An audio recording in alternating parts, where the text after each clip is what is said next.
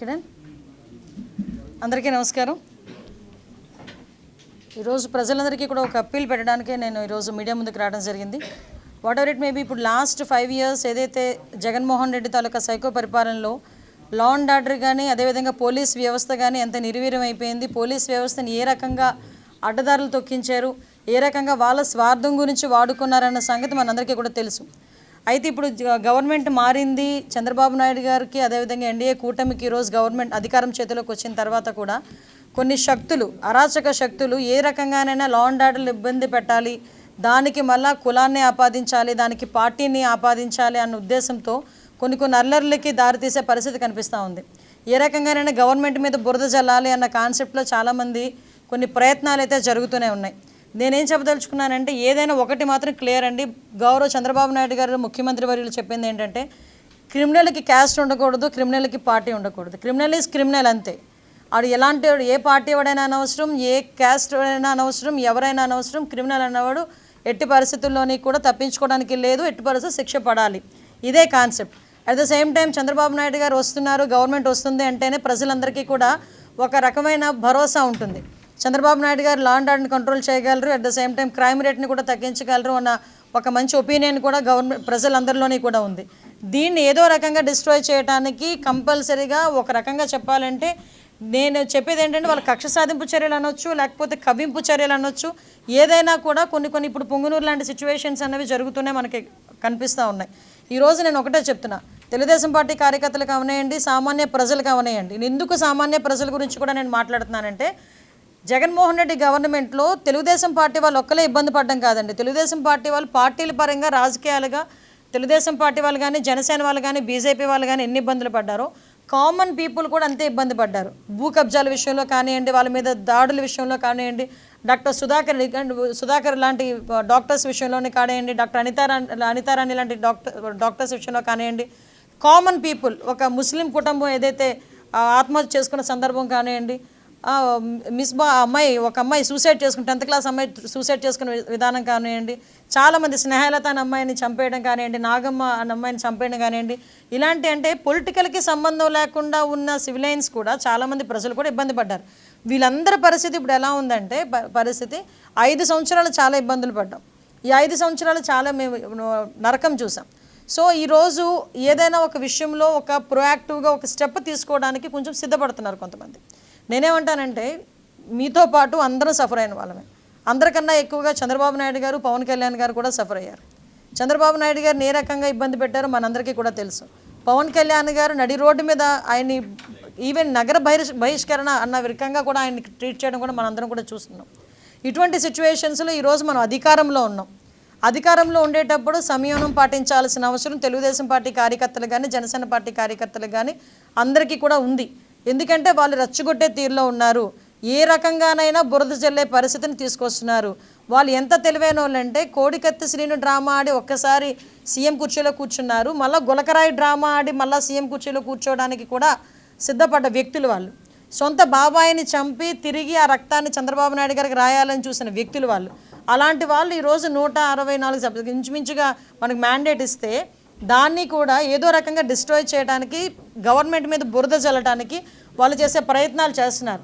మీకు బాధ ఉండడంలో తప్పు లేదు, బాధ ఉంది కాబట్టి మేము ఏదో ఒక స్టెప్ వేస్తున్నాం అన్నది కూడా తప్పు. ఈరోజు చట్టాన్ని ఎవరు కూడా చేతుల్లోకి తీసుకోవాల్సిన అవసరం లేదు. చట్టం తన పని తను చేసుకుపోతుంది. దయచేసి ప్రతి ఒక్కరు కూడా సంయమనం పాటించండి. బోత్ పార్టీస్, నేనేం చెప్తున్నానంటే బోత్ పార్టీస్ మన తాలూకా రాజకీయంగా మన ఉనికి కాపాడుకోవడానికో, లేకపోతే బురద జల్లే కార్యక్రమానికో కామన్ పీపుల్ని ఇబ్బందులు పెట్టే పరిస్థితి తెచ్చుకోకూడదు. దయచేసి ఈ విషయంలో ఎలాంటి వాళ్ళైనా అటువంటి సిచ్యువేషన్ క్రియేట్ చేస్తే కనుక చట్టం తన పని తను చేసుకెళ్ళిపోతుంది. లా విషయంలో ఎవరు కూడా అతీతులు కాదు. ఈ విషయం చెప్పడానికనే ఈరోజు మీ అందరి దగ్గరికి రావడం జరిగింది. దయచేసి ఒకటే చెప్తున్నా, అన్ని పార్టీల వారికి, ఇటు వైఎస్ఆర్సీపీ పార్టీ వాళ్ళకి, టీడీపీ పార్టీ వాళ్ళకి, జనసేన వాళ్ళకి అందరికీ కూడా మనం చట్టాన్ని ఏ రోజు కూడా చేతుల్లోకి తీసుకోవద్దు. మనం చట్టాన్ని చేతుల్లోకి తీసుకొని మనం వాళ్ళు చేసిన ట్రాప్లో మనం పడొద్దు. నేను అది చెప్తున్నా, వాళ్ళు వేసిన ట్రాప్లో అనవసరంగా మనం పడొద్దు. చట్టాన్ని ఎవరు కూడా చేతుల్లోకి తీసుకోకండి.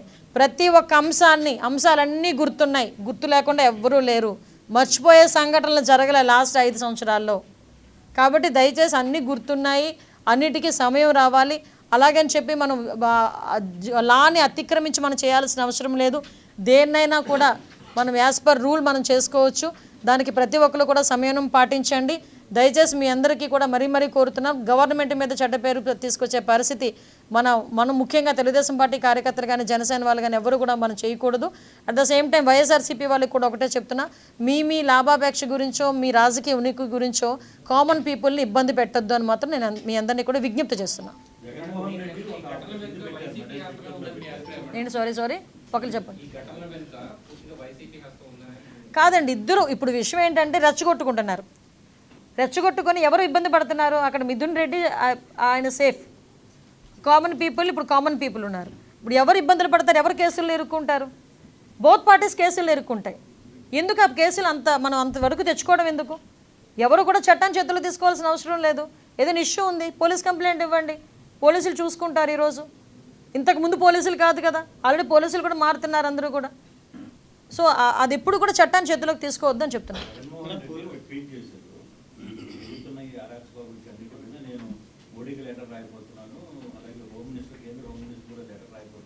ఆ లెటర్స్ రాస్తూ కూడా ఈ 5 సంవత్సరాల్లో వాళ్ళ బాబాయ్ హత్య గురించి, సునీత గారి పోరాటం గురించి, అట్ ద సేమ్ టైం మన డాక్టర్ సుధాకర్ గారి హత్య గురించి, జడ్జి రామకృష్ణ గారి మీద అఘాయిత్యాల గురించి, ఇంకా పుస్తకాలు రాయొచ్చండి. వాటన్నిటి మీద కూడా ఒక నివేదిక ఇవ్వమనండి.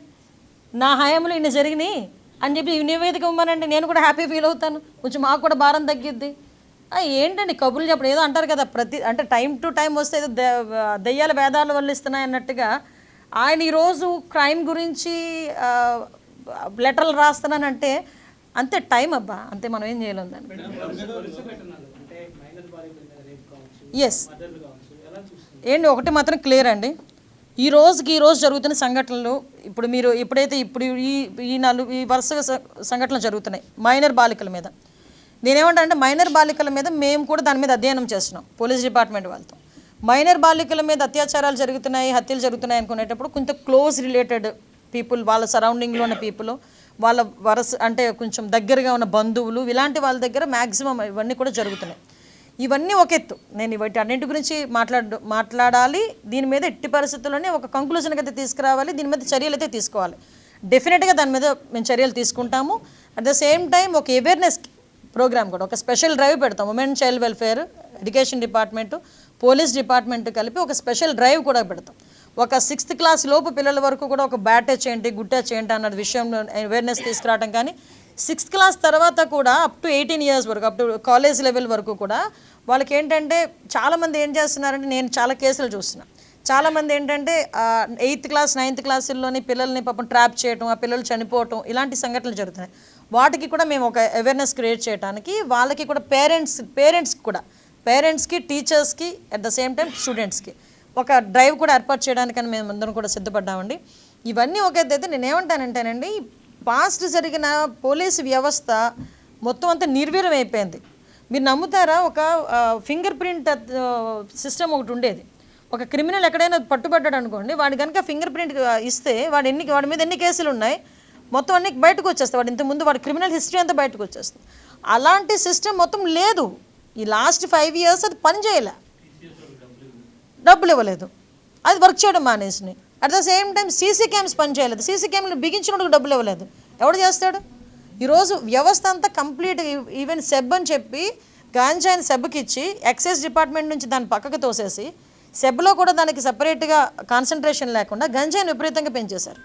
సో ఓవరాల్గా ఏం జరుగుతుందంటే, ఏదో అంటారు కదా, లాస్ట్ వీళ్ళు వేసిన విషపు బీజాల తాలూకా దాన్ని ఏమంటారంటే అవశేషాలు అనమాట ఇప్పుడు జరుగుతున్న సిచ్యువేషన్స్ అన్నీ. ఆ వాటిని మేము కంట్రోల్ చేసుకోవాలి. డెఫినెట్గానండి, మేము హైప్ క్రియేట్ చేయడం కాదు, అధికారంలోకి వచ్చిన తర్వాత యాజ్ పర్ రూల్ మేమేమి జగన్మోహన్ రెడ్డికి మళ్ళీ ఇలా పిలిపించాలి, ఆడిని చంపి నీడిని చంపి అని మేము చెప్పలేం. మా నాయకుడు అలాంటి నాయకుడు కాదు. మా నాయకుడికి ఒక నిబద్ధత ఉంటుంది.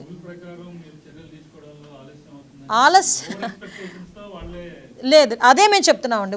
ఏమండి, ఈ రాష్ట్రంలో చంద్రబాబు నాయుడు గారి కన్నా ఎక్కువగా ఇబ్బంది పడ్డవాడు ఎవరు ఉన్నారండి చెప్పండి?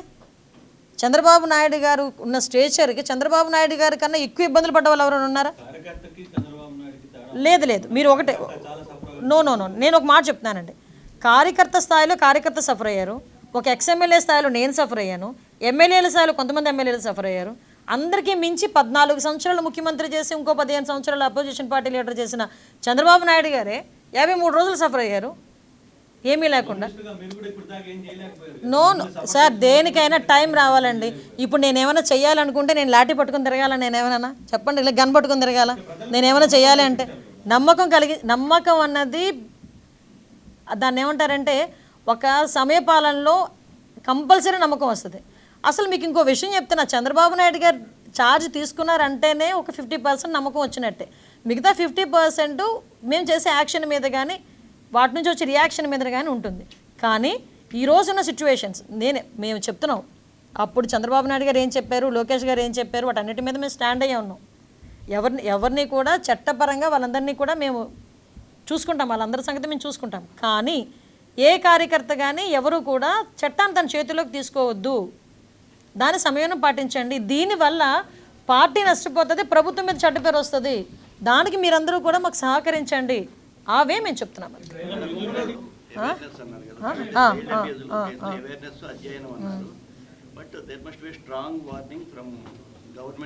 లే ష్యూర్ అండి. ఇప్పుడు మీకు సార్ కూడా లాస్ట్ టైం చెప్పారు, ఏదైతే మైనర్ల మీద జరుగుతున్న వాటి మీద ఇమీడియట్గా ఫాస్ట్ ట్రాక్ కోర్ట్స్ కూడా పెట్టి, స్పెషల్ కోర్ట్స్ కూడా పెట్టి తొందరగా జడ్జిమెంట్లు వచ్చే కార్యక్రమాన్ని కూడా, అంటే వితిన్ 2-3 మంత్స్లో. ఏమంటే నేను ఒకటే చెప్తున్నా, ఓకే చేసేవాడికి ఏదంటారు కదా, కాసిన చెట్టుకే దెబ్బలు తగులుతుంది, దాని గురించి మేమేం పట్టించుకోం. కానీ ఇంతకు ముందు దిశ చట్టం అని 4 సంవత్సరాలు ఆడుకున్నారండి. ఏదండి ఆ చట్టం? దిశ యాప్ అని చెప్పి మగాళ్ళ చేత కూడా దిశ యాప్ని ఏమో డౌన్లోడ్ చేయించారు. మీరు పాత్రికేయులను తెలియకపోతే మీ చేత కూడా రోడ్డు మీద యాప్ తీయించుకునే వాళ్ళేమో, దిశ యాప్ మీ దగ్గర కూడా డౌన్లోడ్ చేయించే వాళ్ళేమో. వాళ్ళు చేశారా మీరు కూడానా? సంతోషం, వెరీ గుడ్. సో దట్ నేనేమంటానంటే ఇప్పుడు అయిపోయింది, ఏదో అయిపోయింది. ఇప్పుడు జరగాల్సిన దాని మీద మేము సీరియస్గా ఉన్నాము, మేము చాలా సీరియస్గా ఉన్నాము. రోజుకో 3 ట్వీట్లు మమ్మల్ని ట్యాగ్ చేసి పెట్టేస్తే పని అయిపోయిందని కూర్చుంటే, మేము అలాగే ఇంట్లో కూర్చుంటే కనుక అవ్వదు కదా. కంపల్సరీగా దీని మీద ఏదో అంటారు కదా, రూట్ లెవెల్ వరకు కూడా ఇబ్బంది లేకుండా చూసుకోవాల్సిన బాధ్యత తీసుకోవాలి. కాబట్టి దానికి కూడా పార్టీ క్యాడర్నే కాదు, ప్రజల్ని కూడా సహకరించమని మేము కోరుకుంటున్నాం. అంటే దాన్ని బట్టే అర్థమవుతుంది కదా, ఆయనే కావాలని కూర్చొని రెచ్చగొట్టుకుంటున్నాడా ఏంటి ఏమో. ఇప్పుడు అక్కడ సిచ్యువేషన్ ఇబ్బంది కలుగుతుంది అనుకునేటప్పుడు కదలాలి కదా. సో ఇదేం లేదు రండి, అన్ని క్లియర్ అవుతాయి, ఇబ్బంది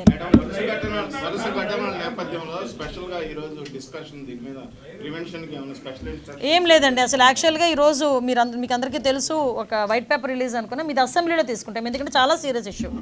ఎందుకంటే last time law and order విషయంలో కంప్లీట్గా ఫెయిల్ అయింది గవర్నమెంట్. స్పెషల్ డ్రైవ్ మేము కమిటీ ఏర్పాటు చేసుకుంటున్నాము.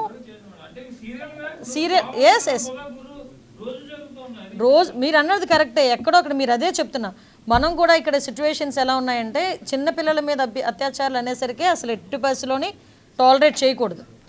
ఆ టాలరేట్ చేయలేని ఆ సిచ్యువేషన్లో కంపల్సరీగా మనం కూకటి వెళ్తూ దీన్ని పెకిలించాలనుకుంటే కనుక తల్లిదండ్రుల దగ్గర నుంచి కూడా అవేర్నెస్ రావాలి, వాళ్ళకి కూడా తెలియాలి ఏం జరుగుతుంది, తల్లిదండ్రులకి, టీచర్స్కి, పిల్లలకి, అందరికీ కూడా. So women and child welfare, education department and home department 3 కలిపి తీసుకుంటున్నాం. Okay, thank you. కాదు, మా నాయకుడికి ఒక నిబద్ధత ఉంటుంది.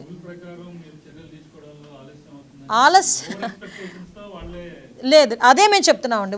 ఏమండి, ఈ రాష్ట్రంలో చంద్రబాబు నాయుడు గారి కన్నా ఎక్కువగా ఇబ్బంది పడ్డవాడు ఎవరు ఉన్నారండి చెప్పండి? చంద్రబాబు నాయుడు గారు ఉన్న స్టేచర్కి చంద్రబాబు నాయుడు గారి కన్నా ఎక్కువ ఇబ్బందులు పడ్డ వాళ్ళు ఎవరైనా ఉన్నారా? లేదు, మీరు ఒకటే, నో, నేను ఒక మాట చెప్తున్నానండి.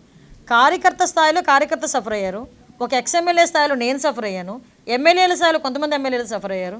అందరికీ మించి 14 సంవత్సరాలు ముఖ్యమంత్రి చేసి ఇంకో 15 సంవత్సరాలు అపోజిషన్ పార్టీ లీడర్ చేసిన చంద్రబాబు నాయుడు గారే 53 రోజులు సఫర్ అయ్యారు ఏమీ లేకుండా. నో సార్, దేనికైనా టైం రావాలండి. ఇప్పుడు నేనేమైనా చేయాలనుకుంటే నేను లాఠీ పట్టుకుని తిరగాల, నేనేమైనా చెప్పండి, ఇలా గన్ పట్టుకుని తిరగాల? నేనేమైనా చేయాలి అంటే నమ్మకం అన్నది దాన్ని ఏమంటారంటే ఒక సమయపాలనలో కంపల్సరీ నమ్మకం వస్తుంది. అసలు మీకు ఇంకో విషయం చెప్తున్నా, చంద్రబాబు నాయుడు గారు ఛార్జ్ తీసుకున్నారంటేనే ఒక 50% నమ్మకం వచ్చినట్టే. మిగతా 50% మేము చేసే యాక్షన్ మీద కానీ వాటి నుంచి వచ్చే రియాక్షన్ మీద కానీ ఉంటుంది. కానీ ఈ రోజున్న సిచ్యువేషన్స్ మేము చెప్తున్నాం, అప్పుడు చంద్రబాబు నాయుడు గారు ఏం చెప్పారు, లోకేష్ గారు ఏం చెప్పారు, వాటన్నిటి మీద మేము స్టాండ్ అయ్యే ఉన్నాం. ఎవరిని కూడా చట్టపరంగా వాళ్ళందరినీ కూడా మేము చూసుకుంటాం, వాళ్ళందరి సంగతి మేము చూసుకుంటాం. కానీ ఏ కార్యకర్త కానీ ఎవరు కూడా చట్టాన్ని తన చేతిలోకి తీసుకోవద్దు, దాని సమయం పాటించండి. దీనివల్ల పార్టీ నష్టపోతుంది, ప్రభుత్వం మీద చెడ్డ పేరు వస్తుంది. దానికి మీరందరూ కూడా మాకు సహకరించండి, అవే మేము చెప్తున్నాం. ఫోన్ చేయలేదయ్యా.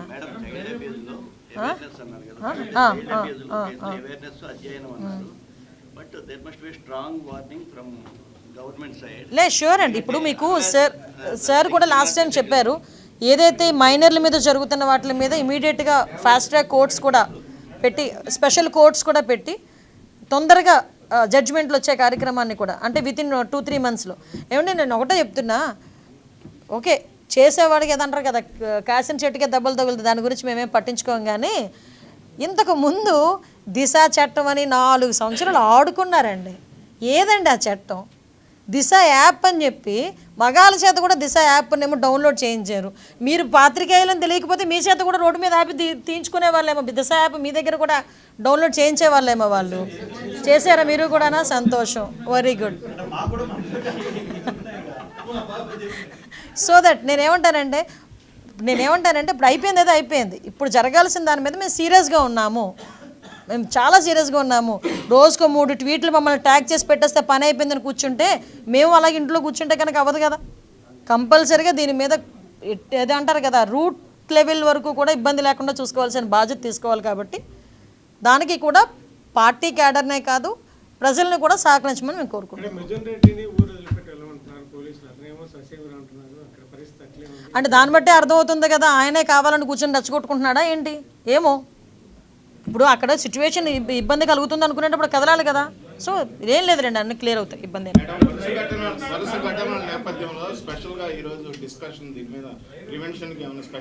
ఏం లేదండి. అసలు యాక్చువల్గా ఈరోజు మీకు అందరికీ తెలుసు, ఒక వైట్ పేపర్ రిలీజ్ అనుకున్నా, మీది అసెంబ్లీలో తీసుకుంటాం. ఎందుకంటే చాలా సీరియస్ ఇష్యూ.